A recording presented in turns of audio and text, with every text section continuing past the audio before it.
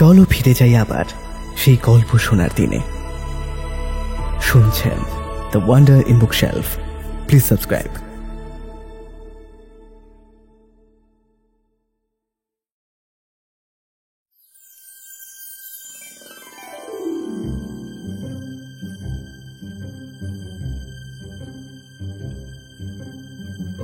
গল্পের দেশে আপনাদের নিয়ে যেতে আমরা আবার তৈরি।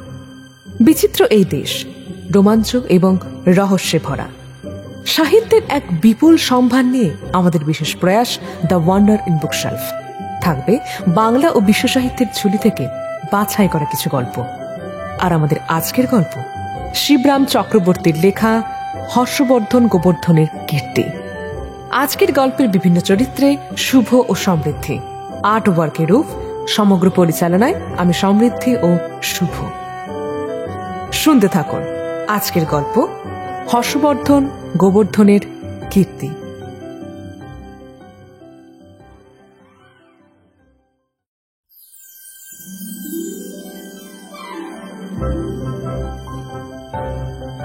শুনছেন হর্ষবর্ধন ও গোবর্ধনের প্রথম কীর্তি, হর্ষবর্ধন ও গোবর্ধনের কেরামতি।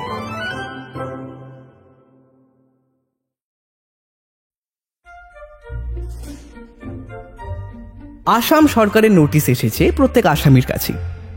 এবার হর্ষবর্ধন রাও তাদের বাদ যাননি। যদিও বহু কাল আগে দেশ ছেড়ে কলকাতায় এসে কাঠের ব্যবসায় লিপ্ত রয়েছেন, তাহলেও আসাম সরকারের কঠোর দৃষ্টি তারা এড়াতে পারেননি। এবার শুধু তাঁর উপরেই না, তাঁর ভাই গোবর্ধনে পেয়েছে এই নোটিশ, সীমান্ত যুদ্ধে যাবার নোটিশ।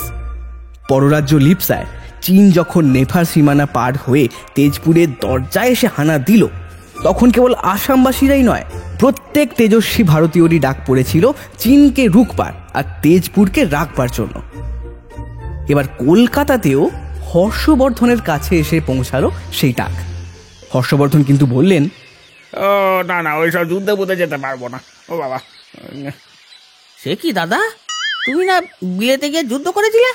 সেই যুদ্ধ যখন নিজের দেশে হচ্ছে, তুমি সেই সুযোগ হাতছাড়া করবে? বিস্ময়ে হতবাক গোবর্ধন। আরে ও তো সেই কি যেন বলে, ওই স্পেন। বলেন হর্ষবর্ধন, স্পেনই তো লড়েছিলাম। আরে ওই একই কথা। আরে বিলেত যাবার পথই তো স্পেন। ওই হিটলারের ফ্যাসিস্ট বাহিনীকে তুমি যখন ফাঁসি দিয়ে এসেছো, আরে আমিও তো লড়েছিলাম তোমার পাশে। আমাদের সেই লড়াইয়ের কাহিনী তো ওই যুদ্ধে গেলেন হর্ষবর্ধন বইতে ফাঁস করে দিয়েছে সেই হতবাগাটা। কোন হতবাগা? ও হ্যাঁ, ও তাকে জানবো না কেন, পড়েছি তো বইটা।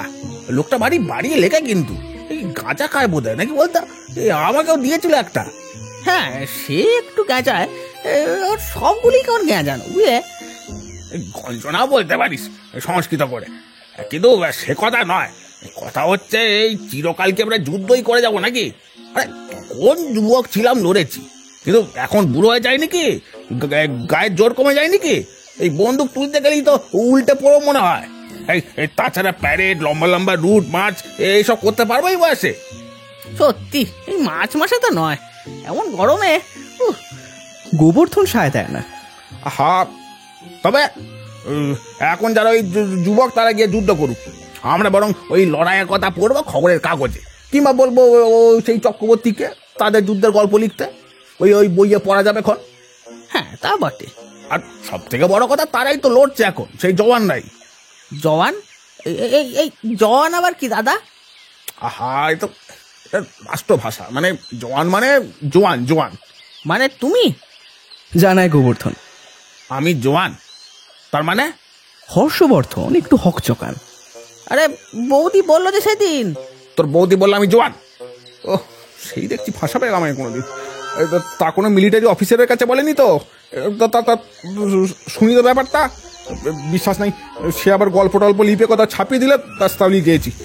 আর তারপরই এই নোটিশ এসছে। বাবা, আরে সেদিন বৌদি ঋতু পুজোর ব্রত ছিল না, তো পুজো টুজো সেরে বললো আমায়। যাও তো ভাই, একটা বামুন ধরে নিয়ে এসো তো, বামুন ভোজন করাতে হবে। আমি বললাম, বৌদি এই ঋতু পুজো করবে যখন, তখন বামুন ভোজন করাতে ঋতুর দাদা কি ধরে নিয়ে আসি না, কি বলো? কি ইতুর দাদাকে?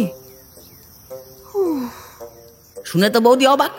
এবার আমি খোদ ইতুকেই ধরে আনতে পারতাম, জ্যান্ত ইতুর পূজা করতে পারতে। তা যখন হলো না, তাহলে তার দাদা কি ধরে আনা যাক এখন। তখন বৌদি কথাটা ধরতে পারলো আমার।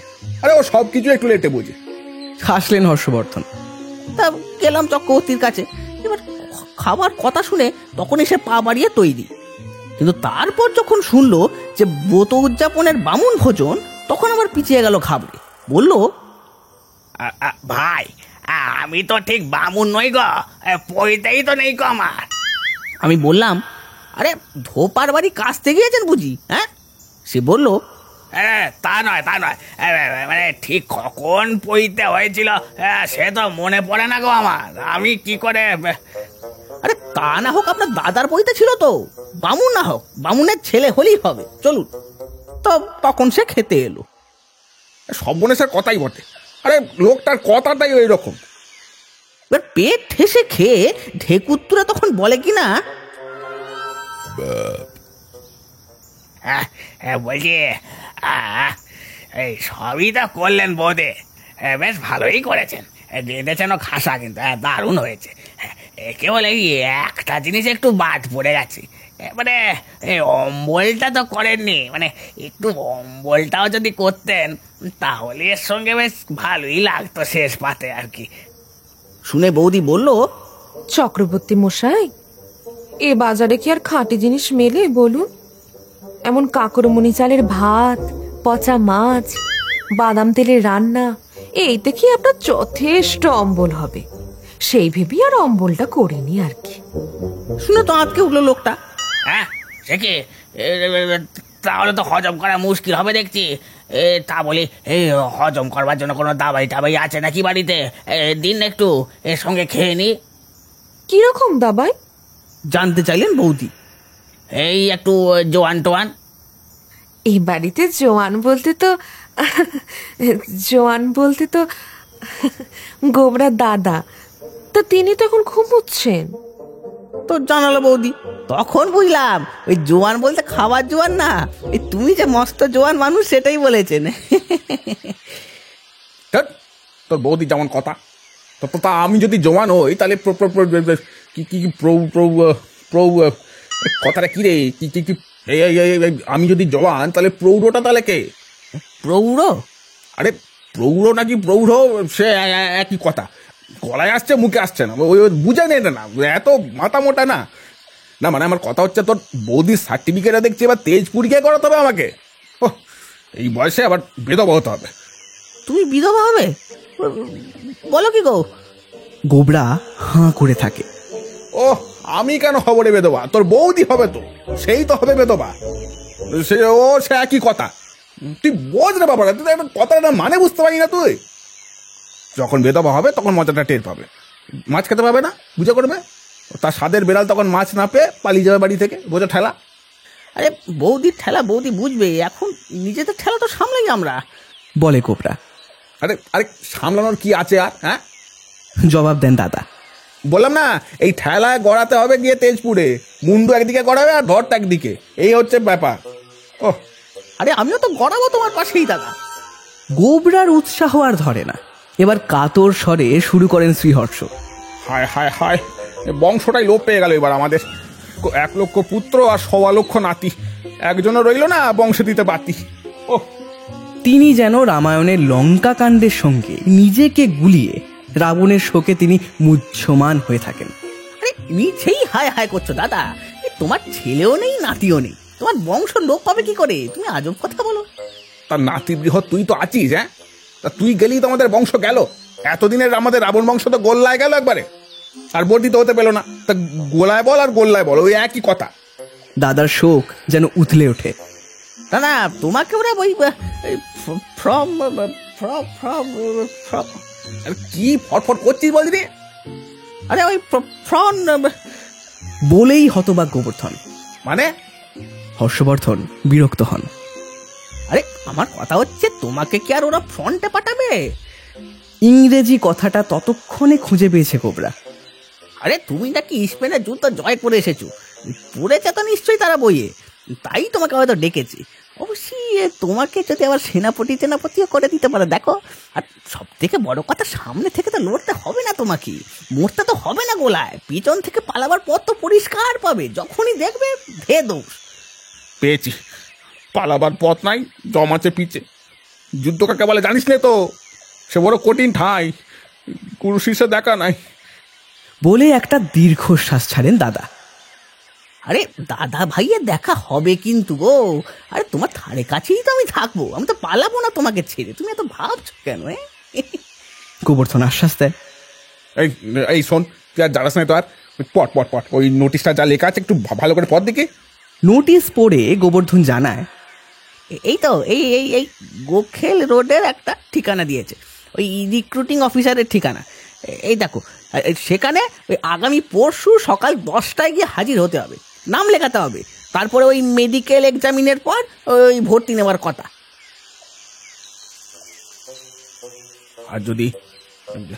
আর যদি না চাই, তখন ওয়ারেন্ট নিয়ে এসে পাকড়ে নিয়ে যাবে পেয়াদায়, তখন বুঝবে। আর যদি পালিয়ে যাই এখান থেকে? কি আবার হবে, হুলিয়া বেরিয়ে যাবে, পুলিশের লোক লেলিয়ে দেবে বোধহয়। পুলিশ? ওরে ওরে বাবা, তাহলে তো আর না গিয়ে কাজ নেই রে ভাই। চল তাহলে যাই আমরা। এবারে আঁতকে ওঠেন হর্ষবর্ধন। আর কি করা, যথা দিবসে যথাস্থানে গেলেন দুই ভাই, দাঁড়ালেন পাশাপাশি। এবার প্রথম পরীক্ষা হলো হর্ষবর্ধনেরই। নাম? আগে শ্রী হর্ষবর্ধন। বয়স? 42। পিতার নাম? পৌণ্ডবর্ধন। মায়ের নামটা বলবো? না, দরকার নেই। ঠিকানা? চেতলা। পেশা? এটা কাঠের কারবার, কাঠের ব্যবসা। তা ভারতের সেনাবাহিনীতে যোগ দেওয়া একটা কাজের বস্তু, গৌরবের বস্তু বলে কি আপনি মনে করেন? হ্যাঁ, নিশ্চয়ই, সে তো বটেই। বাহিনীর কোন বিভাগে ভর্তি হতে চান আপনি? আগে প্রশ্নটা ঠিক বুঝতে পারেন না হর্ষবর্ধন। নানান বিভাগ আছে তো, পদাতিক বাহিনী, গোলন্দাজ বাহিনী, বিমান বাহিনী। আমি একবারে ওই জেনারেল হতে চাই, মানে ওই সেনাপতি জানান হর্ষবর্ধন। আপনি কি পাগল হয়েছেন? রিক্রুটিং অফিসার কথাটা না বলতে পারেন না। হর্ষবর্ধন জানতে চান, সেটা একটা শর্ত নাকি? মানে জেনারেল হতে হলে কি পাগল হতে হয়, মানে এরকম? সে কথার কোনো জবাব না দিয়ে অফিসার গোবর্ধনকে নিয়ে পড়েন এবার। নাম? আগে গোবর্ধন। বয়স? বিশদ করে দেয় কোবরা, অর্থাৎ একটু ইংরেজি মিশিয়ে বললে, ওই 32। আর বাকি সব ওই মানে ঠিকানা, পিতার নাম, পেশা সব ওই ডিটো। আমরা তুই ভাই কিনা। ও, তাহলে আপনারা এবার ওই পাশের ঘরে চলে যান, সেখানে ওই আপনাদের মেডিকেল চেক আপ হবে। পরীক্ষায় পাশ করতে পারলে তবেই ভর্তি। যান, বলেন অফিসার। এবার পাশের ঘরে যাবার পথে ফিস করে গোবরা, আর ভয় নেই দাদা, আমার জীবনে কোনো পরীক্ষায় পাশ করতে পারিনি, আর ডাক্তারি পরীক্ষায় পাশ করবো, আরে ফেল করবো নির্ঘাত, বেঁচে গেলাম রে যাত্রা। হ্যাঁ, ফেলেছে কিনা আমাদের এই যুদ্ধের বাজারে কেউ ফেলবার নয় রে, বুঝলি? কেউ ফেলা না, যুদ্ধে যেতেই হবে। মিথ্যে আশ্বাস দিইনি। আশ্বাস পান না দাদা। হর্ষবর্ধনের বিপুল ভুঁড়ি দেখেই প্রথমেই বাতিল করে দিলেন ডাক্তার। না, চলবে না। প্রতিবাদ করে বলতেই গেছিলেন যে বহুত জেনারেলের এরকম ভুঁড়ি তিনি অনেক দেখেছেন, যদিও ফটোতেই তার দেখা, কিন্তু তার এই ভুঁড়িতে গোটা দুই টোকা মেরে আর তুড়ি দিয়ে তার কথাটা একেবারে উড়িয়ে দিলেন ডাক্তার। তারপর এলো গোবর্ধনের পালা। এবার সব পরীক্ষায় পাশ করার পর সব শেষে চক্ষু পরীক্ষা। চার্টের হরফগুলো পড়তে পারছেন তো? দেওয়ালের গায়ে যে চারটা ঝুলছে। হ্যাঁ, ওখানে আবার দেওয়াল আছে নাকি আবার? আপনার চোখ তো দেখছি তেমন সুবিধে নয়, বলে ডাক্তার। একটা অ্যালুমিনিয়ামের প্রকাণ্ড ট্রে ওর চোখের 2 ফুট দূরে ধরে রেখে শুধলেন, এটা কি দেখছেন বলুন তো? একটা আতুলি বোধ হয়, নাকি শিখি হবে, কিছু একটা ওরকমই হবে। দৃষ্টিহীনতার দোষে গোবর্ধনও বাতিল হয়ে গেল। এরপর গোখেল রোডের বাইরে এসে হাঁপ ছাড়লো দুই ভাই। চলো দাদা, আজ একটু ফুর্তি ফুর্তি করা যাক, কি বলো? 2:30 বাজে তো প্রায়। এই রেস্তোরাঁ একটু একটা খেয়ে এই দুজনে মিলে চলো 3টের সময় একটা সিনেমা দেখে আসি গিয়ে। চলো চলো চলো। নানান খানা খেতে খেতে প্রায় 3টে পেরিয়ে গেল। এবার 3টের পরে সিনেমার অন্ধকার ঘরে ঢুকলো দুই ভাই। নির্দিষ্ট আসনে গিয়ে বসলো পাশাপাশি। এবার ইন্টারভ্যালের আলো জ্বলে উঠতেই এবার চমকে উঠলেন হর্ষবর্ধন, কারণ পাশে এই যে সেই ডাক্তারটা বসে সিনেমা দেখছেন। এবার ওইদিকে তো গোবরা খারাপ চোখ নিয়ে তার সিনেমা দেখছে দিব্যি। এত কাণ্ড করে শেষটায় বুঝি ধরা পড়ে গোবরা। কনুয়ের গুঁতোয় পাশের ডাক্তারকে দেখিয়ে দিলেন দাদা। হে গোবরা, আরে পাশে দেখ, সেই ডাক্তারটা। এবারে গোবরা কিন্তু ঘাবড়ালো না, বরং সে ডাক্তারকেই উল্টে জিজ্ঞেস করলো আগ বাড়িয়ে, কিছু মনে করবেন না দিদি, এই শুধুচ্ছি আপনাকে, এটা 30 নম্বর বাস তো? অতর্কিত প্রশ্নবাণে চমকে ওঠেন ডাক্তারবাবু। মানে মাফ করবেন বর্দি, এটা চেতলার বাস তো, মানে ভিড়ের মধ্যে ঢুকে তো পড়লাম, কিন্তু কোন বাসে উঠেছি সেটা বুঝতে পারলাম না। এই চেতলা পৌঁছাবে কিনা কে জানে, তাই জিজ্ঞেস করছি আর কি। আর কি করা, গোবর্ধনের এই কেরামতিতে সে যাত্রায় বেঁচে গেল ওরা।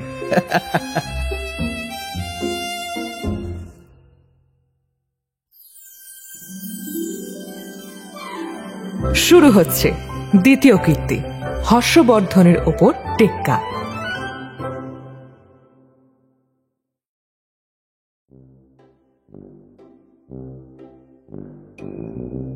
হর্ষবর্ধনের বাড়ি চেতলায়।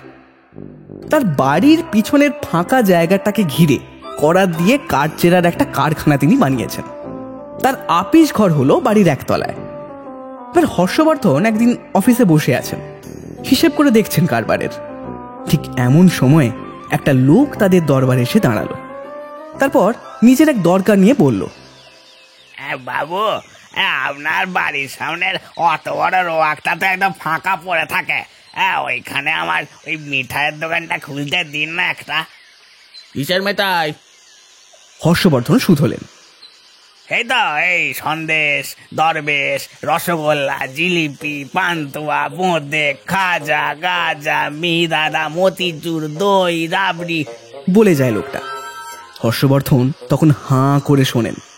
শুনতে শুনতে তার যেন হাঁটা আরো বড় হয়ে ওঠে। তিনি বলেন, সন্দেশ, দরবেশ, তার সন্দেশের দর যে ভালো তা তো আমার জানা আছে ভালো। ওই আবার খাবো, দেদার খাবো, হরেক রকমের মিঠাই বানাই আমরা বাবু। আবার খাবো, আমরা দেদার খেয়েছি ওই ওই ভীমরাগের দোকানের তো। ঘাড় নাড়েন হর্ষবর্ধন। আবার খাবেন এখানে? তারপর ওই আবার খাবার পরে আরো আছে দেদার খাবো, আমাদের সব নিজেদের বানানো, বুঝলেন তো? আনকোরা সব পেটেন্ট, দেদার খেতে হবে। এমনি খাসা মেটাই মশাই খেলে ভুলতে পারবেন নি। বাহ বাহ বাহ, সে তো খুব ভালো কথা। এই প্রত্যেক খাবারটাই তো পেটেন্ট, তাই না? এই পেটে দেওয়ার জন্যই তো সব, তাই নাকি? বলে হর্ষবর্ধনের এবার খটকা লাগে। এবার হর্ষবর্ধনের উৎসাহ দেখে আরো বেশি উৎসাহিত হয়ে লোকটা এবার বলে ওঠে, পেটেন্ট মানে পেটে না দিয়ে তো রক্ষে নেই বাবু। তা বাবু, আর একটা কথা, এই দোকান ঘরের জন্য আমরা কিন্তু কোনো সেলামি টেলামি দিতে পারবো না। কিন্তু এখানে দোকান ঘরের ধরুন সবাই সেলামি চায় 5-10 হাজার টাকা। এবার অত টাকা কোথায় পাবো বলুন বাবু? তাই তো আপনার দুয়ারই এলুম। মানে সেলামি দেবো না, তবে হ্যাঁ ভাড়া দেবো যেমন ন্যায্য হয়। আর সেলামির বদলে আপনাকে প্রত্যেকদিন সন্দেশ খাবো রোজ রোজ। হ্যাঁ, কোনো দাম লাগবে না, আপনার যত খুঁজি তত খাবেন আপনি। এই শোনো, তোমাকে কোনো ভাড়া ফাড়া কিছু দিতে হবে না। এই আমার রুয়াক তো ফাঁকাই পড়ে আছে, এমনি তো পড়ে থাকে। এই তুমি বরং কাজে লেগে যাও। এই তোমার কাজে যদি লাগে তো মন্দ কি, যাও। হর্ষবর্ধন সঙ্গে সঙ্গে তার আর্জি মঞ্জুর করেন। কাঠের তক্তা দিয়ে ঘরের মতন করে দোকানটা বানিয়ে নেবো আমরা নিজের খরচায়। আর সেই দোকান ঘরে আমি আর আমার ছেলে মাথা গুজে পড়ে থাকবো বাবু। আমি আর আমার ছেলে ছোটকু, দুজন তো লো মোটে আমরা। আরে আমার বাড়ির পেছনে কাঠের কারখানায় তুমি তক্তাও পাবে, যত চাও যাও তার নাও আর বানাও তোমরা দোকান। আর ওই ওই তক্তার কোনো দাম ফাম দিতে হবে না তোমার। ব্যাস বসে গেল মিঠাইয়ের দোকান। হর্ষবর্ধনের আপিস ঘর একেবারে সন্দেশের গন্ধে ভুরভুর করতে লাগলো। আর তিনি সেই গন্ধে মাত হয়ে আরাম কেদারায় কাত হয়ে দিদার খাবো খেলেন আবার আবার। এবার এরই মাঝে অসন্তোষ প্রকাশ করে গোবর্ধন। দাদা, ও দাদা, তুই এসব কি বাঁধালে বলো দেখি? কেন, কি বাতালাম? শুধলেন দাদা। এই রোয়াক জোড়া মেটাই আর কারবার, পিছনে তো কাঠের কারখানা বাঁধিয়েইছেই, এবার সামনেও এইসব কাণ্ড বাঁধাও। এই কাণ্ড কারখানা কোনোটাই কি তুমি রাখলে না? ওরে কাণ্ড না বলে প্রকাণ্ড বল। কত বড় বড় সন্দেশ বানায় দেখেছিস? এক একটা দাম প্রায় 8 আনা। হ্যাঁ, আরে রোয়াকে বসে পাড়ার ছেলেদের একটু ডাঙ্গুলি খেলা দেখতুম, তাতেও তুমি ব্যাগরা দিয়ে দিলে শেষটায়। ফোঁস ফোঁস করে ওঠে গোবরা। আরে ডাঙ্গুলি চোখে দেখাচ্ছে, ওই সন্দেশগুলো চোখে দেখা ঢের ভালো রে। যত খুশি সন্দেশ খা না, তোর তো কোনো পয়সা লাগছে না। আমাদের জন্য আবার ওই ওই বড় করে স্পেশাল সাইজের বানায়। আরে খাবো কেন অমনি? হ্যাঁ, খেতে যাবো কেন? আমাদের কি কিনে খাবার পয়সা নেই নাকি? আমরা কি গরিব? পরে মিষ্টি খাবো কেন অমনি অমনি? আহা, এই মিষ্টি তো পরের থেকেই খেতে হয় রে বোকা। যে মিষ্টি বল না, পরের পেলে পরের খেলে মিষ্টি লাগে আরো, যদি তা অমনি মেলে আবার। তুই দেখিস না খেয়ে একদিন। তা যদি না হবে তো বড় লোকেরা নেমন্তন্ন বাড়িতে গিয়ে ওরকম গান্ডে পিন্ডে গিলে আসে কেন বলতো? তাদের কি পয়সার অভাব নাকি বাড়িতে খেতে পায় না ওরা? কিন্তু অমনি অমনি পরের মিষ্টি খাবো তাই বলে? দাদা, তুমি চেতলায় এসে ভারী হিংচেতা হয়ে পড়েছো দেখছি। আরে অমনি কিসের, ভাড়ার বদলে তো ওইটুকুন রুয়াকের ভাড়া হতো নাকি মাসে 300 টাকা, আর সেলামি অন্তত 3000। লোকে তো তাই বলছে আমায়। আর তার বদলেই তো দিচ্ছে ওই যে ওই যে ভাড় সন্দেশ দেয়। আসলে তা তো হচ্ছে ওই দোকানের বদলে ওর সন্দেশের ভাড়া। কি বুঝলি? জানালো দাদা। এমন সময় দোকানদার প্রকাণ্ড এক রেখা ভর্তি সন্দেশ এনে দুজনের সামনে এসে রাখলো। আগে কথা একটা আরজি ছিল। হর্ষবর্ধন একটা সন্দেশ মুখে পুরে দিয়ে কান খাড়া করলেন। তোরে তোমার আরজি বলো। আগে আমার ভাইজির বিয়ে, বুঝলেন কিনা, এই দিন ছয়ের জন্য একটু আর কি দেশে যেতে হবে।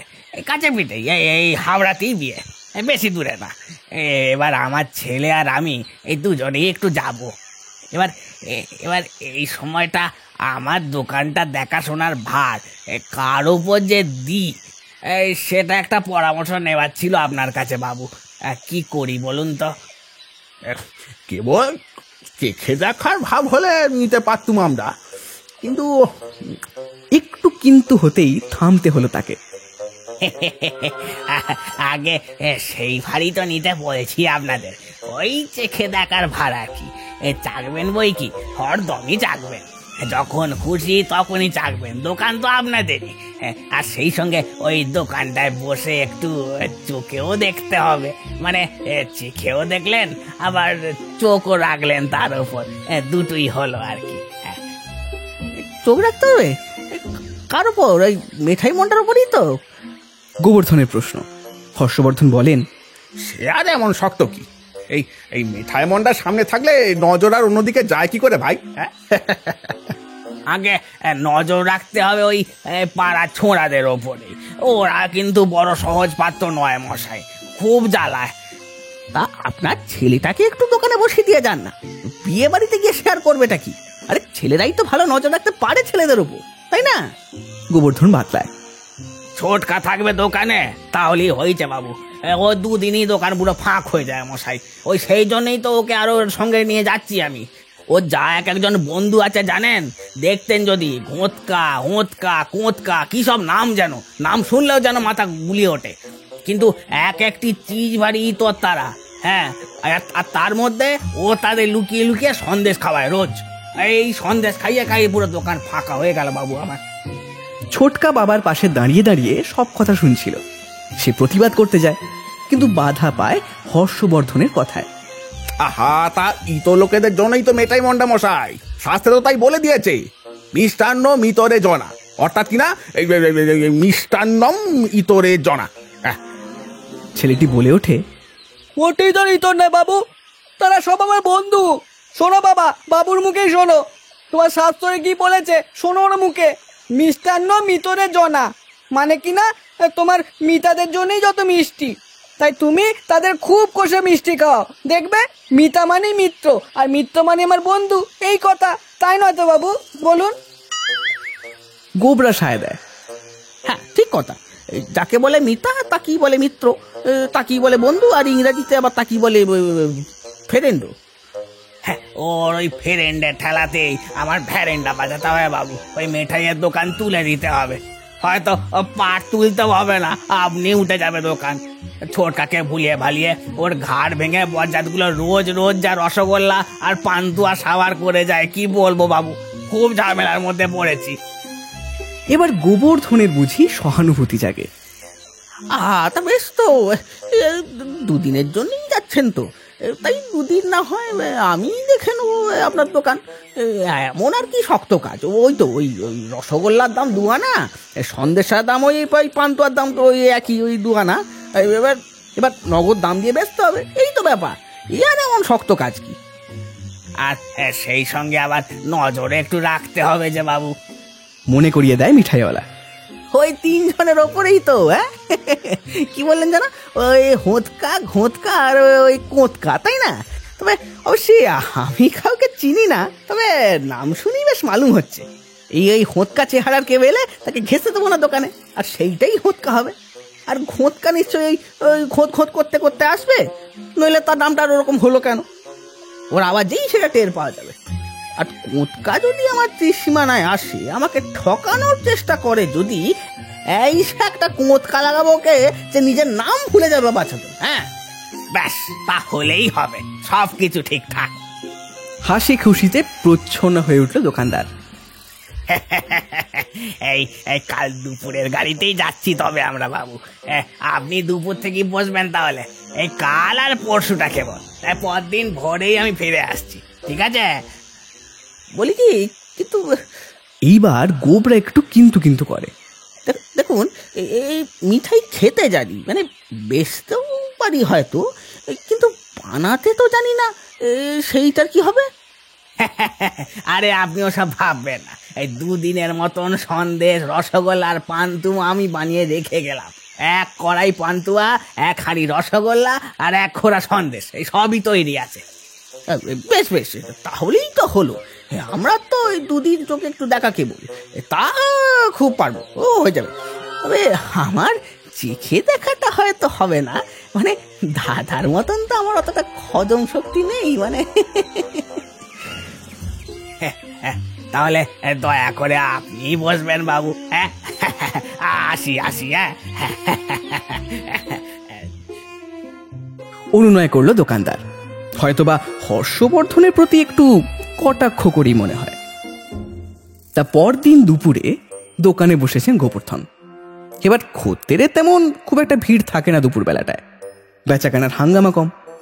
মাঝে মাঝে অবশ্যই 2-1 আসছিল বটে, ওই একটা জিলিপি কি একটা বোঁদে কিনতে চায়, ওই 2-4 পয়সার, কিন্তু 2 আনার নিচে কোনো খাবার তৈরি নেই জেনেই তারা সবাই ফিরে যাচ্ছিল। আবার খানিক বাদে একটা ছেলে এসে দাঁড়ালো দোকানের সামনে। গোবর্ধনকে সেখানে বসে থাকতে দেখে ছেলেটি যেন একটু থতমতো খেয়েছে বলে মনে হলো গোবরার। সে বলল, কি কি চাই তোমার? হ্যাঁ, এই তো পান্তুয়া খেতে এলাম। সোজা বলল ছেলেটা। পান্তুয়া খেতে এলে? তার মানে? পান্তুয়া খাই যে, রোজই তো খাই। ছেলেটি জানায়, রোজই খাও? বটে। এই শোনো, এই তোমার নাম হোঁতকা নাকি গো? হ্যাঁ, কেন হোঁতকা হতে যাবো কেন? পান্তুয়া খেলে কি কেউ হোঁতকা হয় নাকি? ছেলেটা যেন একটু অবাক হয়। আরে না না, তা কেন হবে, আমি এমনি শুধু ছিলুম। হুৎকা কথিত ছেলেটির তবুও যেন আপত্তির কারণ যায় না। হোঁতকা বড়টা কোথায় দেখলেন শুনি? হ্যাঁ, তা বটে, ফড়িংয়ের মতো একটু টিং টিং, হোঁতকা তোমাকে বলা যায় না বটে, তবে কি তুমি কোঁতকা? এই শোনো, হোঁতকা আমার 14 পুরুষে কেউ নেই, ফোন করে কথা বলবে না। আচ্ছা তোমার নামটা জানতে পারি কি একবার? আমার নাম হচ্ছে মশা, বুঝলেন? কি মশা? এত অদ্ভুত নাম তো। এবার গোবর্ধন ভারী অবাক হয়, এরকম তো কখনো শুনিনি ভাই। মানে এমন নাম হওয়ার কোনো বিশেষ কারণ? শুনেছি আমি নাকি ছোটবেলায় মশার মতো পিন পিন করে কাঁদতাম, তাই আমার ওই নাম হয়েছে। গোবর্ধন ঘাড় নাড়ে। হুম, তা হতে পারে। তা পান্তুয়া খাবে যে, পয়সা এনেছো তো সঙ্গে? পয়সা কিসের, আমি তো অমনি খাই, রোজ রোজই তো খেয়ে থাকি। না, অমনি খাওয়া চলবে না বাবু, এই পয়সা দিয়েই খেতে হবে। এই দাম লাগবে তোমার খাওয়া কিন্তু, এই বলে দিলুম। বারে, মালিকের ছেলের সঙ্গে ভাব আছে, পয়সা লাগে না আমার। সুধর না দোকানের মালিককে, সে সব জানে। আরে মালিক তো নেই, সে তো হাওড়া গেছে তার ভাইজির বিয়েতে। হ্যাঁ, কি বললেন? মালিক হাওয়া হয়ে গেছে? ও বাবা, হাওড়ায় নয়, হাওড়ায় গেছে, হাওড়ায়। আরে ভাইজির বিয়ে দিতে গেছে। বেশ তো, তার বদলি যিনি আছেন তাকেই শুধুন না কেন, একজন তো আছেন তার জায়গায়। আপনি তো দোকানের কর্মচারী, আপনি তার কি জানবেন? শোন তো, আমি এই পান্তুয়া খেতে বসলাম। হ্যাঁ, যেমন খাইব আমি বসলাম, শোন তো। বলেই সে পান্তুয়ার কড়াইয়ের কাছে বসে গেল থপ করে। দাদা, ও দাদা, দাদা, ও দাদা। এবার হাঁক পারলো গোবরা। আরে মশাই পান্তুয়া খেয়ে যাচ্ছে তো। আরে পান্তুয়া খেয়ে যাচ্ছে। কি মশাই পান্তুয়া খাচ্ছে? কি যে বলিস তুই? উপরের গদি ঘর থেকে সাড়া এলো দাদার। আরে বসে গেছে পান্তুয়ার কড়াইতে। আরে বসুক গে মশা, আর কত খাবে? বসেই তো লেপটে যাবে। পান্তুয়ার গায়ে আর হুল বসাতে হবে না বাঁচাদনকে। দেখলেন তো কি বললো নতুন মালিক? বলে ছেলেটা টপার টপ মুখে পুড়তে লাগলো, আর দ্বিতীয় কথাটি না বলে এদিকে হাঁ করে দেখতে লাগলো গোবর্ধন। তার চোখের সামনে খানিকক্ষণের মধ্যেই আধখানা কড়াই একেবারে ফাঁকা হয়ে গেল দেখতে দেখতে। এবার খেয়ে দিয়ে সে চলে যাওয়ার খানিক বাদেই আরেকটি ছেলে এলো সেইখানে। এই তুই আবার কে বটে? হ্যাঁ, শুধলো গোবরা। এই ফোটকাদের কেউ নয় তো? আগে না, আমি দোকানদার তো আপনার লোক, তার মাস্তু তো ছেলে। কি মাস্তু তো ছেলে? তা হয় নাকি আবার? মাস্তু তো দাদা শুনেছি, মাস্তু তো ভাই শুনেছি, কিন্তু তাই বলে মাস্তু তো ছেলে? এমনটা কোনো কালে হয়েছে বলে তো জানি না, কোনদিন তো শুনিনি। শোনেননি তো দেখুন এখন। মাস্তু তো ছেলে মানে তার ছেলের মাস্তু তো ভাই, বুঝলেন এবার? আচ্ছা ঠিক আছে, বুঝেছি। তার তোমার নামটা কি শুনি একবার? আগে আমার নাম মাচি। আমি রসগোল্লা খেতে এসেছি, আমি রোজ রোজ খাই এখানে এসে। এই বলে আর দেরি না করে রসগোল্লার হাঁড়িটা টেনে নিল সে। আবার বসে, দাদা, ও দাদা। আবার হাঁক পারলো গোবরা। আরে এবার মাছি এসে বসেছে রসগোল্লার হাঁড়িতে। মাছি। আপিস ঘর থেকে এবার রাগত গলা শোনা গেল দাদার। ও, তুই কি আমাকে কাজ করতে দিবি না নাকি? এই আর কি পেয়েছিস? একটা মাছি দাঁড়াতে পারছিস না? তাড়িয়ে দে। সামান্য একটা মাছিকে দাঁড়াতে কতক্ষণ লাগে? আরে তাড়ানো যাচ্ছে না, এ মোটেই সামান্য মাছি নয় গো দাদা। তাহলে বসতে দে মাছিটাকে। বসলে তো আস্থা করে দিই বসে, আর রসগোল্লা পেলে বসবে না। বসুক তাহলে, খাক রসগোল্লা। বলে হাল ছেড়ে দেয় গোবরা। আস্ত এক হাঁড়ি রসগোল্লা সাবার করে মুখ মুছে তারপর উড়ে যায় মাছিটা। তার খানিক বাদে হাতের কাজ সেরে দাদা এসে হাজির হলো সেখানে। এবার দোকানের হালচাল দেখে তার তো সারা মুখ একেবারে আহ্লাদে আটখানা হয়ে উঠল। বলল, বাহ বাহ বাহ বাহ, খাসা চালিয়েছিস তো দোকানটা। হ্যাঁ, বাহবা দিলেন তিনি গোবরাকে। এই তো অর্ধেক মাল তো এর মধ্যেই বেঁচে ফেলেছিস দেখছি। বেচতে আর পারলাম কই, সব তো মশা মাছি দিয়ে সাবড়ে দিয়ে গেল। কি বললি? মশা মাছিতে সাবার করে দিয়ে গেল খাবার? কি বলছিস কি রে? আরে তবে আর বলছিলাম কি, এতক্ষণ তো হেঁকে হেঁকে তোমায় ওটাই বলছিলুম, তুমি তো কানেই দিলে না, গ্রাহ্যই করলেন আমার কথা। উড়ন্ত মাছি, উড়ন্ত মশা? মোটেই উড়ন্ত না দাদা, মোটেই উড়ন্ত নয়, রীতিমতো দুরন্ত। দুরন্ত মশা, দুরন্ত মাছি, সব ধূপে। ওহ, এই মশা মাছিদের পাল্লায় পড়ে একেবারে ল্যাজে গোবরে হয়ে গেছিস দেখছি। ওরে এটা বুঝলি রে, এটাই সেই হোঁতকার দল, বুঝলি রে? দাঁড়া দাঁড়া, আমি এবার বসছি দোকানে। এ অর্ধেক খেয়ে গেল, অর্ধেক তো পড়ে আছে এখনো। এই নগদ দামে একটা বেচতে পারলো তো লাভ হোক না হোক, দোকানের লোকসানটা তো অন্তত বাঁচবে। চ উঠে দাঁড়া, আমি বসি। গোবর্ধন এবার উঠে দাঁড়ালো। হর্ষবর্ধন বসলেন পাটিতে। তারপর তার খানিক পরেই একটি ছেলে এসে পান্তুয়া চাইল। এবার গোবর্ধন বলল, দাদা ও দাদা, ওই ওদের চাঁদ গোষ্ঠীর নিশ্চয়ই একজন আবার এসেছে, দেখো। এই তুমি কি পিঁপড়ে নাকি? হ্যাঁ, পিঁপড়ে মানে? পিপিলিকা। সাধু ভাষায় কথাটা আরো পরিষ্কার করেন তিনি। কিন্তু আমি পিঁপড়ে কেন হতে যাবো শুনি?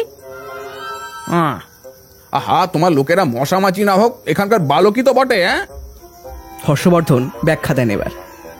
কিন্তু আমি তো পান্তুয়া কিনতে এসেছি। ও ও, পান্তুয়া কিনবে? তা তো বেশ বেশ, এসো এসো এসো এসো এসো।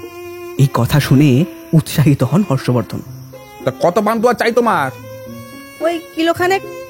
এই 5 টাকা দাম পড়বে কিন্তু। পড়বে তো কি হয়েছে, দেবো দাম। পান্তুয়ার কিলো 5 টাকা করে, তা কে জানে না? যাক, কেনার বদ অভ্যেস আছে তাহলে। তাহলে ভালো কথা, যাও। একটা বড় ভাঁড় ভর্তি কিলোখানেক পান্তুয়া ওজন করে তার হাতে তুলে দিলেন হর্ষবর্ধন। এই নাও, এই দামটা দাও দেখি এবার। না, এ পান্তুয়া নেবো না আমি। কেমন যেন দেখতে পান্তুয়াটা, এই খোবলানো খোবলানো। এবার ছেলেটি বিরস মুখে সেই ভাঁড় ফিরিয়ে দেয়। হ্যাঁ ভাই, যা বলেছো, একটা মশাই একটু আগেই খাপলে গেছে ওগুলো। গোবর্ধন সায় দেয় তার কথায়। কি মশাই পান্তুয়া খায় নাকি বলছেন কি আপনি? অবাক হয় ছেলেটা। তারপর নিজেই সে তার কথার জবাব দেয়। হ্যাঁ, তা অবশ্য খেতেও পারে। আসলে এই চেতলার মশার অসাধ্য কিছু নেই, জানেন তো। মানে শুনেছি একবার এই তেতলার থেকে একটা লোককে চ্যাংদোলা করে তুলে নিয়ে গেছিল হাজার হাজার মশায়। হ্যাঁ, এমনই এখানের মশা। তারপর তার রক্ত শুষে খেয়ে না ছিবড়েটাকে ছুঁড়ে ফেলে দিয়ে গেছিল রাস্তায়। এই সব শুনেছি বটে। আরে তুমি তো শুনেছে কেবল, আমি তো নিজের চোখে দেখলুম খানিকক্ষণ আগে। গোবর্ধন ব্যক্ত করে। তাহলে ওই পান্তুয়া আমার চাই না। আমাকে বরং আপনারা কিলোখানেক রসগোল্লা দিয়ে দিন ওর বদলে। ওর দামটা কত পড়বে? ওই রসগোল্লা পান্তুয়া ওই একই দাম, ওই 5 টাকাই। 2 আনা করে পিস যখন দুটোরই। বলছি, রসগোল্লাটা আবার মাছি বসো না তো মশাই? ঠিক ধরেছো, ঠিক ধরেছো। বলল গোবরা। কপরা, তুই একটু চুপ করবে?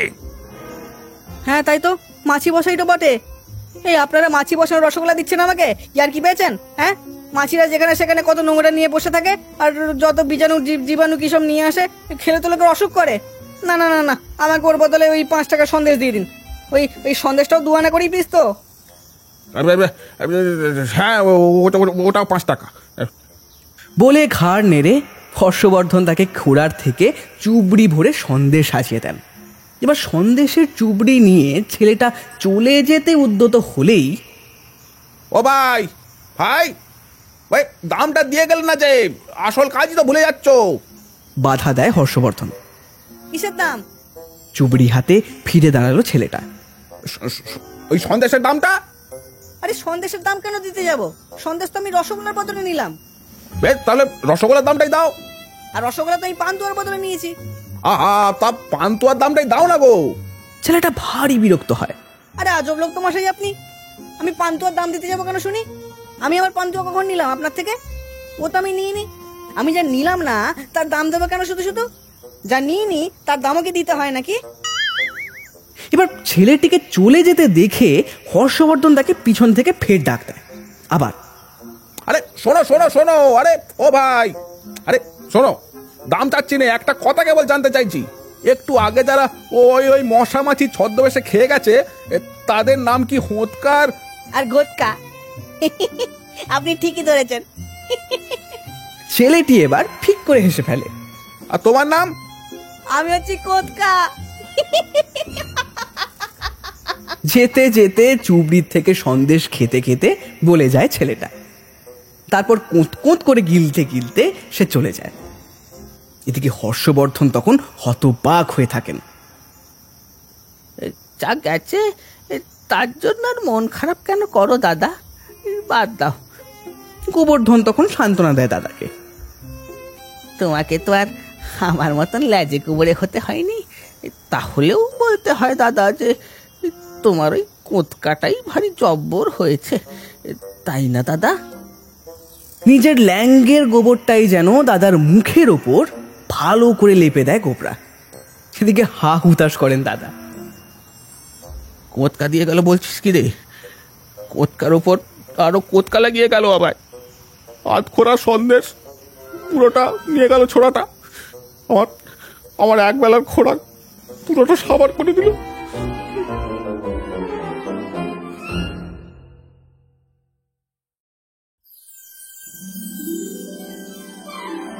শুরু হচ্ছে তৃতীয় কীর্তি, হর্ষবর্ধনের চৌকিদারি।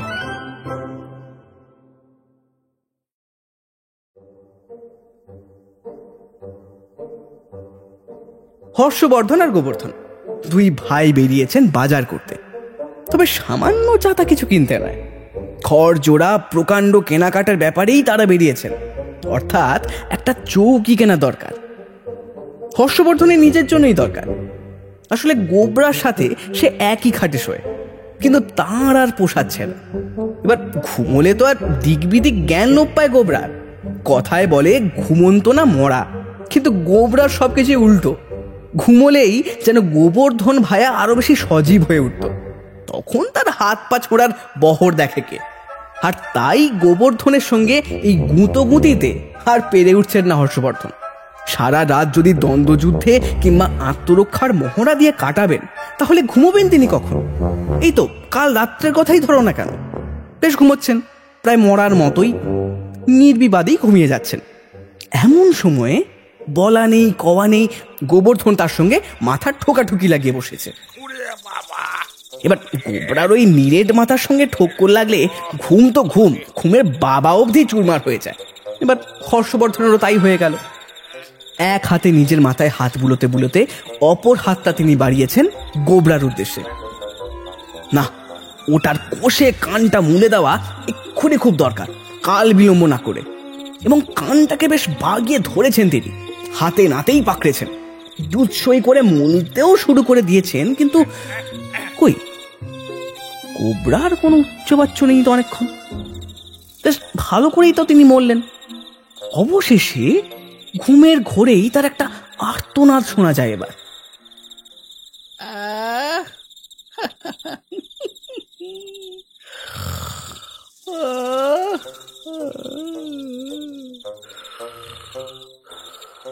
হর্ষবর্ধন বড় অবাক হন। আওয়াজটা আসে কিন্তু হর্ষবর্ধনের পায়ের দিক থেকে। এবার হর্ষবর্ধন চোখ বুঝেই তখন হাত বাড়িয়েছিলেন ওই করমর্দনের জন্য। চক্ষু লজ্জার যে কোনো কারণ ছিল তা নয়, তবে কান মোলা এমন কি একটা কাণ্ড যে তার জন্য আবার কষ্ট করে চোখ খুলতে হবে। তবে এখন এই পায়ের কাছ থেকে আওয়াজ শুনে তার চোখ খুলে, এবং কেবল খুলে নয়, চোখ পাকিয়ে ভালো করে তাকিয়ে দেখেন যে তার কান মনে করে এতক্ষণ তিনি প্রাণপণে গোবরার পায়ের বুড়ো আঙুল ধরে দোলেছেন। ব্যাস, আর যায় কোথায়? ভাইয়ের পদাঘাতকেও তিনি ততটা অপমান জ্ঞান করেননি, কিন্তু ভুলবশত ভাইয়ের পদ সেবা করে ফেলে তখন থেকে তিনি ভারী মর্মাহত হয়েছেন। কায়ক ক্লেশে কোনো রকমে রাত্রি কাটিয়ে সকালে উঠেই তার প্রথম প্রতিজ্ঞা হয়েছে যে খাট হোক, পালঙ্ক হোক, তক্তপোষ হোক, চৌকি হোক, নিদেন পক্ষে জল চৌকি, এমনকি বেঞ্চি হয় সেটাও স্বীকার। কিন্তু নিজের আলাদা শোবার জন্য একটা কিছু না কিনে আজ তিনি আর বাড়ি ফিরছেন না। এমনকি তাতে যদি কেবল সিংহাসনই পাওয়া যায়, তাছাড়া সামান্যতর কোনো বস্তুও যদি কলকাতায় নাই মেলে, তবুও তিনি পেছোপা হওয়ার নয়। যত টাকা লাগে লাগুক, তিনি আজ মরিয়া ওই খাট কেনার জন্য। এ গোবরা, গোবরা, ও পারের ওই দোকানিটা ভারী শোরগোল লাগিয়েছে তো। চল তো গিয়ে দেখি কি ব্যাপার। এই বলে হর্ষবর্ধন ফুটপাতের কিনারায় এসে রাজপথে পদক্ষেপের আগে গোবর্ধনকে হস্তগত করতে চেয়েছেন। এবার গোবর্ধন কিন্তু দাদার হাতে যেতে রাজি নয়। সে কি তখনও সেই ছোট্ট ছেলেটি রয়েছে নাকি, যে বড় ভাইয়ের হাত ধরে রাস্তা পারাবার করবে? দাদার করায়ত্ত হবার পাত্র সে আর নয়। দাদার সঙ্গে করমর্দন করবার গোবরার একেবারেই আগ্রহ নেই। সেজন্য হাতাহাতি করতে হয় সেও ভালো, আর তাই আপত্তি করেছে সে। করবেই তো। আরে আমি এক্ষুনি চলে যাচ্ছি এক ছুটে, তুমি দেখো না। আরে দাঁড়া দাঁড়া, এটা তোর গুয়াহাটির রাস্তা পাসনি আর আসামের জঙ্গলও না যে চলে গেলেই হলো। দেখছিস না চারদিকে কত মোটর, টেরাম, দোতলা বাড়ি, একদম খোয়া যাবি রে, বিদেশে এসে বেগরে চাপা পড়বি। হ্যাঁ, চা পড়লেই হলো। পৃথিবীর যেন সবাই চা পড়ছে অমনি, পৃথিবীটাই যেমন পড়েছে তেমনি সোজা আর কি। গোবরা তথাপি প্রতিবাদ চালায়। পৃথিবী চাপা পড়লো? বিস্ময়ে বদন বেদান করেন হর্ষবর্ধন। এই কবে পড়লো? পৃথিবী আবার কে চাপলো? হ্যাঁ পারে জানো না? আরে পৃথিবী যে দক্ষিণ উত্তরে চাপা, তুই কমলা লেবুর মতন। তুমি ছোটবেলা পড়নি নাকি? এই তোর এই ভূগোলে ব্যাগ এখন ফলাসনি তো, পাগল বলবে লোকে। চল চল। হর্ষবর্ধনের ভারী রাগ হয়ে যায় এবার। গোবরার উত্তর শুনে তার ইচ্ছে করে তক্ষুনি রীতিমতন দক্ষিণে দিয়ে দেন তাকে, তার দক্ষিণ হাতের 82 সিক্কের আন্দাজে। কোনো কথায় কর্ণপাত না করে হর্ষবর্ধন ভাইকে সবলে মুঠোর মধ্যে এনেছেন। তারপর ভালো করে চারিদিক ভ্রুক্ষেপ করে দুধারের ধাবমান মোটর ট্রাম, দোতলা বাস, সাইকেল এবং গরুর গাড়ির সন্তর্পণে বাঁচিয়ে কখনো ঈষৎ ছুটে, কখনো থমকে থেমে, কদাচ একটা লাফ মেরে অকস্মাৎ বা এক পা ঘুরে তিনি অতি সাবধানে কোনো রকমে অন্য তরফের ফুটপাতের নিরাপদ ব্যবধানে গিয়ে এতক্ষণে উত্তীর্ণ হয়েছেন এবং নির্বিঘ্নে হাঁপ ছেড়েছেন। এবার এতক্ষণে দাদার বাহুপাশ মুক্ত হয়ে গোবর্ধন ব্যক্ত করে, ও দাদা, আর কিছু না, এ তো গান বাজনার দোকান। হর্ষবর্ধন দীর্ঘশ্বাস ফেলেছেন। হ্যাঁ তাই তো রে, কলের গাড়ি তো লাগিয়েছে দেখছি। অবাক কাণ্ড, কলকাতার কায়দাই আলাদা, গান বাজিয়ে কান মূলে পয়সা নিচ্ছে, আশ্চর্য। যাই বল খবর, এই শুনতে কিন্তু মন্দ না নেহাত, কি বলিস? হ্যাঁ মানে তোর ওই বৌদির গলার চেয়ে তো অনেক ভালো, ঢের ভালো। বাবা, বৌদি এখানে নেই তাই কিনা বলছো? এই যা, তোকে আর সাউগুড়ি করতে হবে না। তোর বৌদি কাছে থাকলে কি আমি ভয় খেতুম? হ্যাঁ, ভয় খাবার ছেলে আমি নই, বুঝলি? ভয় খাবার ছেলে আমি নই। আমাকে কেউ ভয় দেখাতে পারে না কখন, নইলে তোর বৌদির ওই জাহাবাজি গলা শুনি ঘাবড়ি গিয়ে মারা যেতাম একদিন। হ্যাঁ, কেন, বৌদির গান কি খুব মন্দ? হ্যাঁ, চেহারাই বা কি এমন খারাপ, কেবল দুঃখ এই চোখ বুঝে থাকা যায়, কিন্তু কান তো আর বোঝা যায় না কিছুতেই। যতই হোক বউ বলে কথা। এই চল তো ভিতরে গিয়ে শোনা যাক, টাকা তো আছে, বিস্তর টাকাই তো আছে, কত টিকিট ফিকিট কি জানি। চল না, চল, যা লাগে দেয়া যাবে। চল। যেই কথা সেই কাজ। দুই ভাই ভিতরে গিয়ে দুখানা চেয়ার দখল করে বসেন। কেউ আর বাধা দিতে আসে না, আর টিকিট কিনতেও সাধাসাধি করে না কেউ। খানিকক্ষণ সবিষয়ে গান শোনার পর হর্ষবর্ধনের কান এবার ক্ষান্ত হয় এবং তিনি বড় ক্লান্ত হয়ে পড়েন। এবার তারপরই তখন তার চোখ চলকে ওঠে। দোকানের এদিকে ওদিকে দিক বিদিকে পাইচারি শুরু করে দেন। দাদার কৌতূহলে বিচলিত হয়ে কোবরাও তখন চারিদিকে তাকাতে থাকে, কিন্তু দেখবার মতো তেমন কিছু একটা তার চোখে পড়ে না। এই যে রে, ওই দেখ ওই কোনটা রে, ওই দেখ ওই কোণে। এবার হর্ষবর্ধন ভাইয়ের দৃষ্টি সুপরিচালিত করেন। ওই দেখ, যা কিনতে বেরিয়েছি আমরা, দেখছি। গোবরাও তাকিয়ে দেখে, তাই তো, চমৎকার একটা পরিপাটি শয়ন ব্যবস্থা অত্যন্ত অবহেলাতেই যেন কোণঠাসা করে রাখা রয়েছে। ওই তো বিলিতি চৌকি বোধ হয়, কোন কাঠের কে জানে, কেমন রং, কি চমৎকার পালিশ, দেখেছি? হ্যাঁ বাবা, 14 পুরুষে এমন চৌকি দেখিনি। গোবরার উৎসাহ অদম্য হয়, উচ্ছ্বাস সে আর চাপতে পারে না। 74 পুরুষও না দাদা। আরে একেবারে নতুন ফ্যাশনের বিলিতি জিনিস কিনা, পায়া টায়া কিচ্ছু নেই, দেখ একদম ফিক্সড। চারদারটা আবার ঢাকা দেওয়া, আবার দেখ দেখতেও খাসা কিন্তু। হ্যাঁ, ওই তোর বউ দিচ্ছে ঢের ভালো, বুঝলি তো, খারাপ নয়। দেখ চল, এই দামটা ঠিক করা যাক। চ এই দাদা, ও দাদা, বলি এই জিনিসটার মূল্য কত? দোকানিকে তারা জিজ্ঞেস করে। 2500 বলে দোকানি। দেখুন, আর আপনার বাড়ি পৌঁছে দেবার কুলি খরচা 100 টাকা, আর স্পেশাল কুলি লাগবে কিনা এর জন্য, যাবার তো ভারী হাঙ্গামাই সবের। 2500? বলেন কি মশাই, এটা চৌকির দাম, একটা চৌকির দাম 2.5? শুনে তো গোবরা যেন গাছ থেকে পড়েছে। তারপর আর কথা বেরোয়নি তার। হর্ষবর্ধন বললেন, আর যাতায়াত খরচও তো কম না, তাতে রাহা খরচ এত। রাহা খরচ না রাহাজানি কোনটা? টিপ্পনি কাটে গোবরা।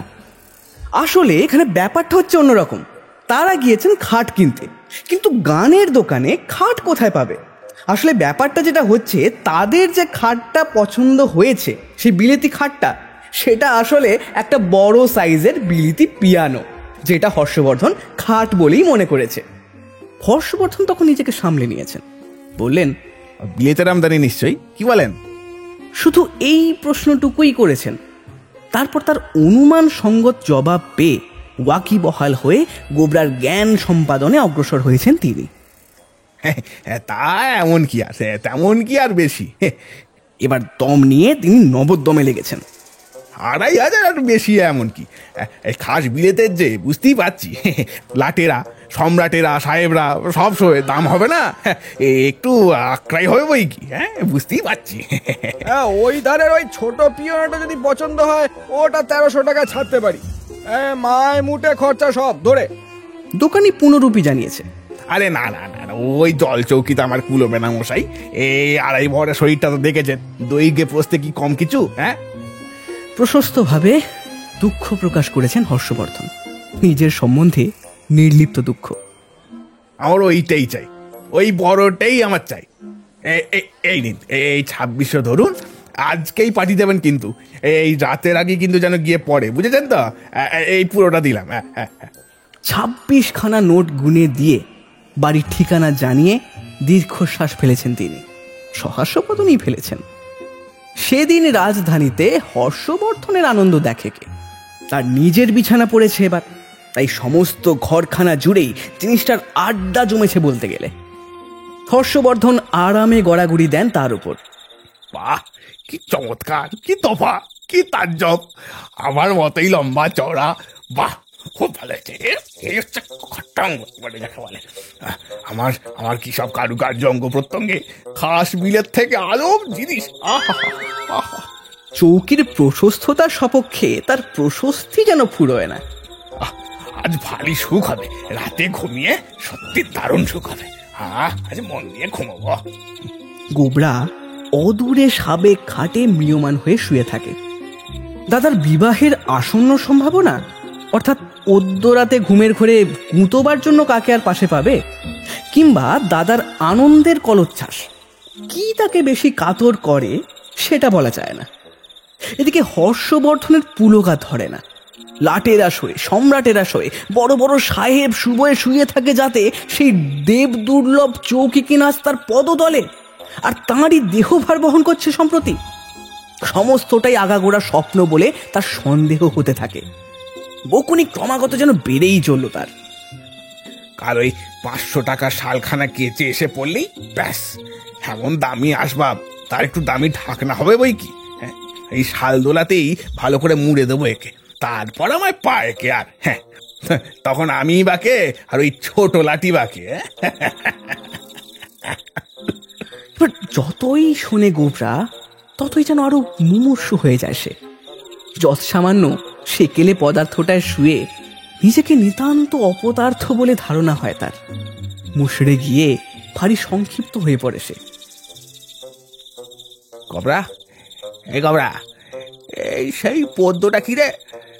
সেই যে ওই তুমি মোরে কি ছিল, ওই যে পাশের ছেলেরা যে সেদিন পড়ছিল চেঁচিয়ে চেঁচিয়ে, ওই যে পদ্মটা কার লেখা জানো?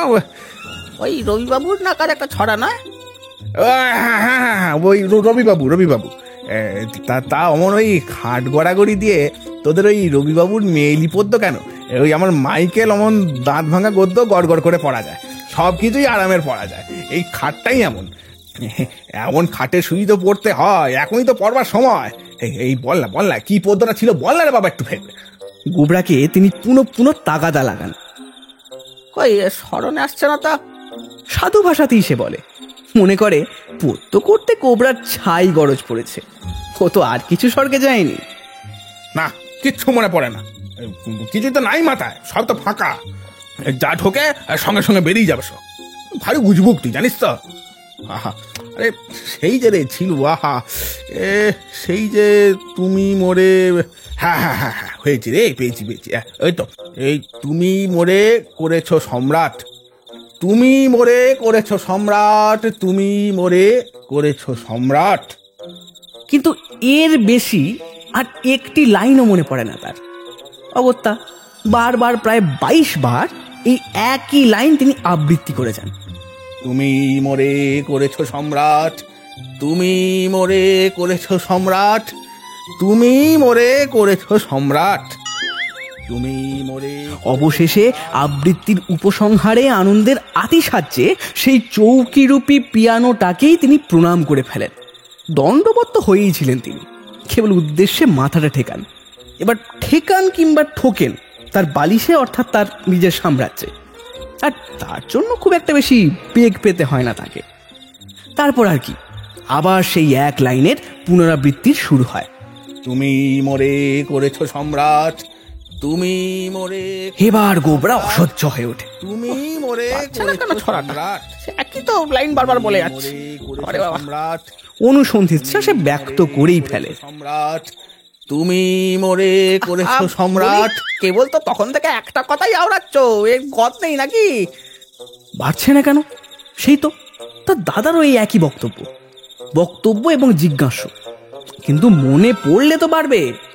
তার বেশ স্মরণে রয়েছে যে সেই ছেলেটা আরো বেশি বাড়িয়েছিল, অনেকক্ষণ ধরে অনেকখানি বাড়িয়েছিল, এবং তা একেবারে তার হৃদয়গম হয়ে আছে, অন্তরের মধ্যে অন্তর্গত হয়ে। কিন্তু সেই সব পংক্তির এক মাত্রাও তার মুখের চৌকাঠের এধারে আনতে পারছেন না হর্ষবর্ধন। অন্দর থেকে বৈঠকখানায় আসতেই চাইছে না তারা। এ তো ভারী মুশকিল ব্যাপার। তো বহুত ভেবে চিনতে শেষে রবিবাবুর সাহায্য না নিয়ে, এমনকি কোনো কবির তোয়াক্কা না রেখেই অন্তত নিজের অধ্যাবসায়ে তিনি এবার একটু বাড়ালেন।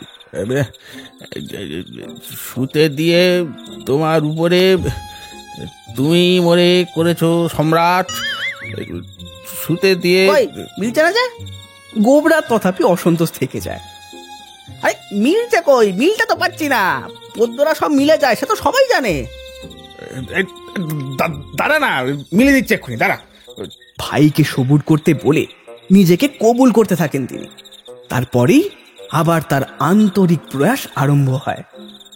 প্রায় আধ ঘন্টা ব্যাপী বহু দুশ্চিন্তা এবং বিস্তর টানা হাঁচড়ার পরে রবিবাবুর কি গোবরার কিংবা ও বাড়ির ছেলের কারো নাক গলানোর অপেক্ষা না করে অন্য কোনো বিনা পৃষ্ঠপোষকতায় সম্পূর্ণ আপনার যোগদানেই নিজেই তিনি নিজের অভ্যন্তর থেকেই তিনি আরো একটা গোটা বেশ মোটা সোটা লাইনকে বাগিয়ে ধরে সবলে বার করে আনেন। যদিও সেইটাই বেশি আশ্চর্য থেকে তার কাছে, এবং আরো বেশি বিস্ময়কর এতে যে এবার ওরা গলাগুলি মিলে যায় নিজের থেকেই, ভাবতেও হয় না। এবার যেন বাল্মীকির মতন গর্বিত হন হর্ষবর্ধন। এরপর তার মা নিষাদ উচ্চারিত হয়। হ্যাঁ, হে আমার খাট। কিছু একটা মিসিং হয়ে আছে, একটা বিশেষণ দরকার খাটের সঙ্গে। কি দেওয়া যায়? খাটে খাপ খায় মানায় এমন একটা বিশেষণ। কি দেওয়া যায়? শেষে তার মাথায় আসে,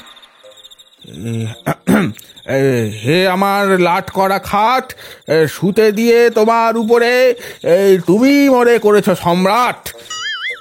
এরপর গোবরার একটি কথাও বলতে পারে না, সে আবার মুহ্যমান হয়ে পড়ে। হে আমার লাট করা খাট, শুতে দিয়ে তোমার উপরে, তুমি মোরে করেছো সম্রাট। হে আমার লাট করা খাট, শুতে দিয়ে তোমার। 300 বার একাদিক্রমে এই 3 লাইনের রক্ততান শোনবার পর এবার তার চৈতন্য লোপ পায়। হর্ষবর্ধন নাজেহাল হয়ে নিজের হাল এবার ছেড়ে দেন, আর বেহালের মাথায় ঘুমিয়ে পড়েন শেষটায়।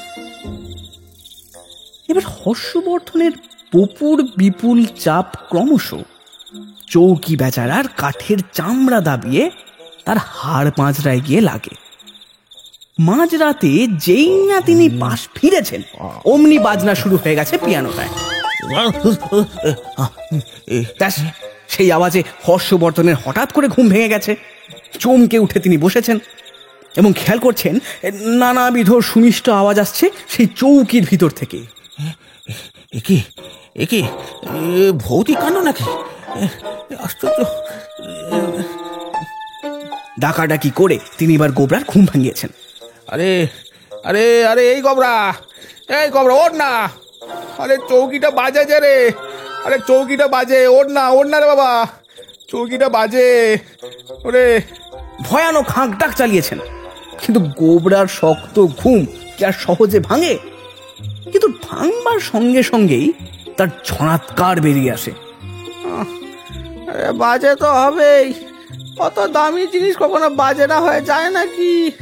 আরে সে বাজে নয় রে বাবা, মানে বাজনা লাগিয়েছে যে চৌকিটা। আপনাদের কি আশ্চর্য, সব বাজনা বাজছে চৌকিটার মধ্যে, ভুতুরে কাণ্ড। হর্ষবর্ধনের বাক্য বিস্ময়ে ভেঙে পড়ে। এবার গোবর্ধন ধর্মড়িয়ে উঠে বসে। তাই নাকি?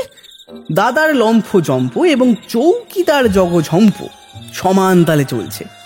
হর্ষবর্ধন এবার উৎসাহের বশে বিছানায় ইতস্তত হাত পাতার ছুঁড়তে থাকেন, আর এক এক রকমের চমৎকার আওয়াজ বেরিয়ে আসে তার ভিতর থেকে। বক্তব্য আর তার ফুরোয় না। দেখছিস তো, এর আগা পাঁচতলেই তো রাগিনীতে ভরা রে। হ্যাঁ ওরে বাবা রে, কি ব্যাপার ওরে বাবা। হর্ষবর্ধন হাঁ করে থাকেন। ভারী উপদ্রব বাঁধালে তো। সবটুকু শুনে টুনে গোবরা পরিশেষে বিরক্তি প্রকাশ করে। তার বদন মণ্ডলে বিকারের চিহ্ন দেখা যায়। ঘুমে দপা রপা, আর ঘুমোতেও দেবে না কোনোদিন। যত দিন বেঁচে থাকবে জ্বালিয়ে মারবে বাবা। বাবা, হ্যাঁ কে জানতো যে বিলেতের লোকেরা চৌকিতে বসে গান শোনে? হ্যাঁ এমন জানলে কিনতো কে? একদিকে ভালো, তোর বৌতি বেলে খুশি হবে, স্বর্গই হাতে পাবে।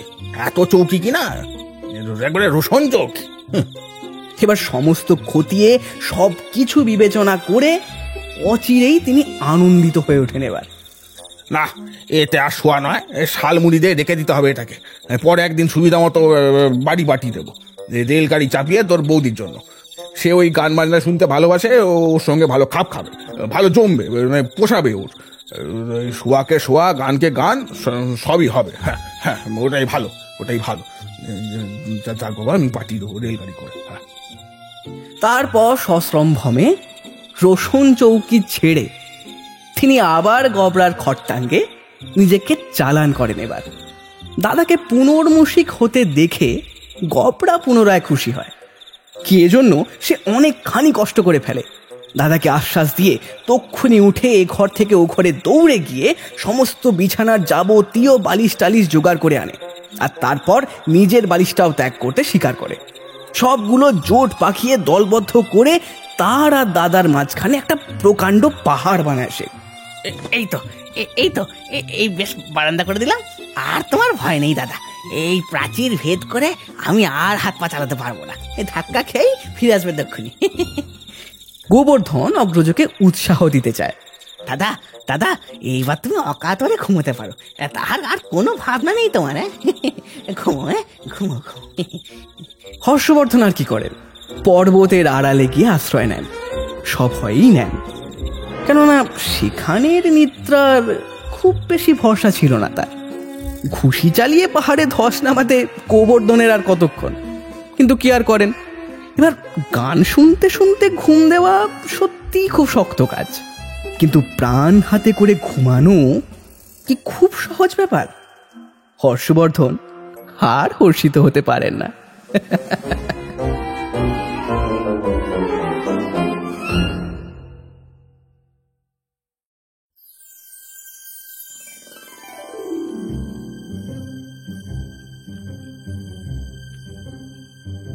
শুনলেন আজকের গল্প শিবরাম চক্রবর্তীর লেখা হর্ষবর্ধন ও গোবর্ধনের কীর্তি।